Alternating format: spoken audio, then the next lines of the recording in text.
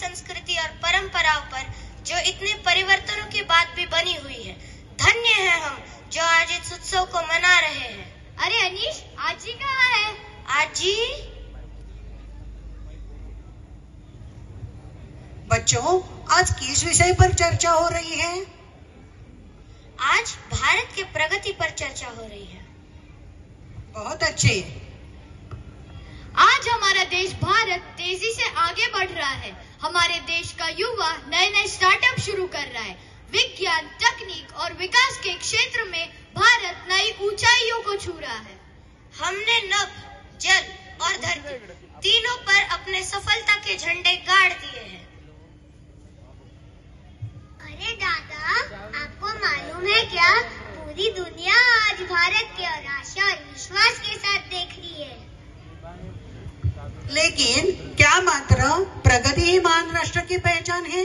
2047 में भारत देश स्वतंत्रता होकर पूरे 100 वर्ष पूरे करने वाला है और मैं आप सभी से पूछती हूँ, भारत देश को आप कहाँ देखना चाहोगे? मुझे लगता है आज भी बहुत सारी चुनौतियाँ हैं, जैसे प्रदूषण, सूखी नदियाँ और तालाब,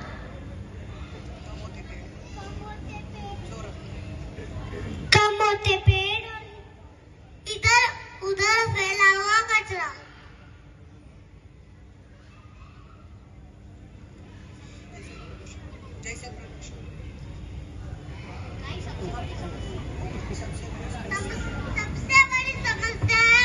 सबसे बड़ी समस्या है मोबाइल।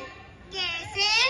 मेरे आई बाबा तो हमेशा मोबाइल देखते रहते हैं, तो इसके लिए क्या करना होगा? आज ही से पूछना होगा। हमें अपने जीवन शैली में आगे बढ़ना होगा।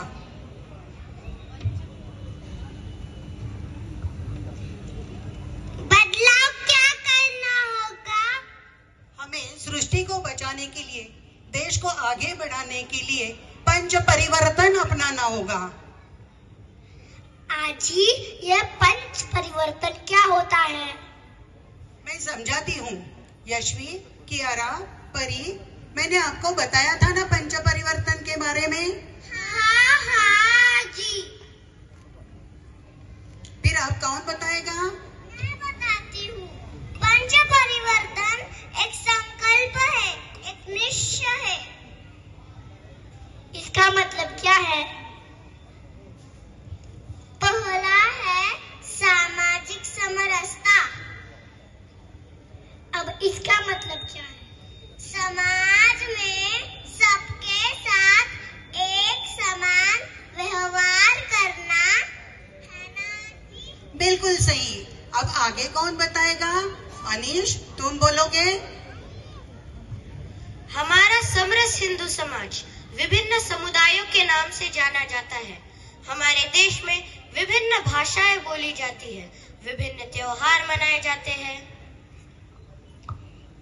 क्या? हमारे घर या कार्यस्थान पर हमें सहयोग देने वाले सभी लोगों से हमारा व्यवहार स्नेहिल हो।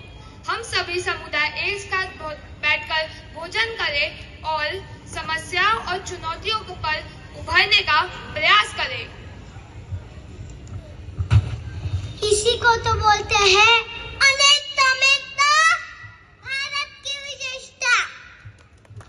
बहुत बढ़िया। अब दूसरा कौन बताएगा? मैं बताती हूँ। पर्यावरण संरक्षण। ये सृष्टि हमारी सभी प्राणियों की माँ है, परंतु आज के जीवन शैली के कारण प्रकृति का नुकसान हो रहा है। नुकसान से बचने के लिए सिर्फ 3 बातें कर सकते हैं। वो क्या? पहला है पेड़ लगाना, दूसरा है पानी बचाना, तीसरा है प्लास्टिक का उपयोग बंद करना। नदियों को गंदा नहीं करना, क्योंकि पानी ही हमारा जीवन है। पेड़ लगाओ, जीवन बचाओ।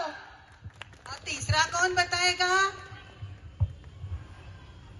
मैं बताती हूँ। तीसरा है कुटुंब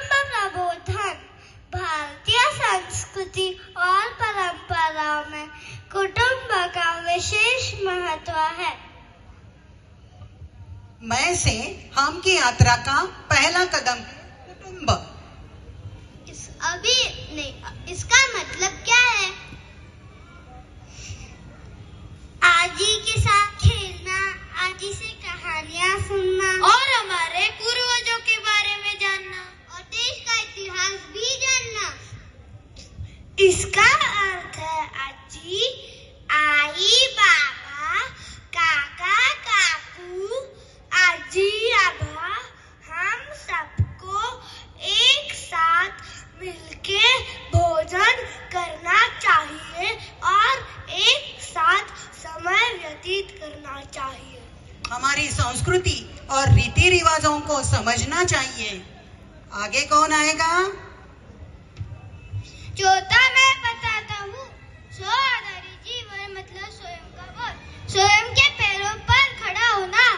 मैं समझाता हूँ। हमें आर्थिक एवं सांस्कृतिक सभी आयामों में स्वयं के पैरों पर खड़ा रहना होगा, अर्थात सरल शब्दों में मेक इन इंडिया को अपनाना होगा। तभी हमारा भारत 100% आत्मनिर्भर बनेगा। स्वभाषा, स्वभूषा, संस्कृति, परंपराओं को स्वाभिमान रखकर हमें उन्हें अपनाना होगा। सबका साथ सबका विकास। अगला मैं बताऊं? जरूर, तुम बताओ रे। अगला परिवर्तन है नागरिक कर्तव्य बोध। हमें हर हालत में अनुशासन का पालन करना ही चाहिए। छोटी छोटी बातों में भी समाज को देश के नियमों का ध्यान रखना चाहिए। हाँ, और ये नियमों का पालन नहीं हुआ। छोटी सी बात है, ट्रैफिक के नियमों का पालन करना ही चाहिए और समय पर टैक्स भी भरना चाहिए। ये तो मेरे घर से ही शुरू होगा, तो ही समाज में आएगा। समाज में आएगा तो हमारे देश भारत में भी आएगा, तो ही हमारा देश एक सशक्त राष्ट्र बनेगा। तो बच्चों, आप समझ गए पंच परिवर्तन क्या है? इसे अपनाना क्यों जरूरी है? हाँ, हम समझ गए। धन्यवाद आजी, हमें पंच परिवर्तन के बारे में इतने सरल शब्दों में समझाने के लिए। धन्यवाद बच्चों।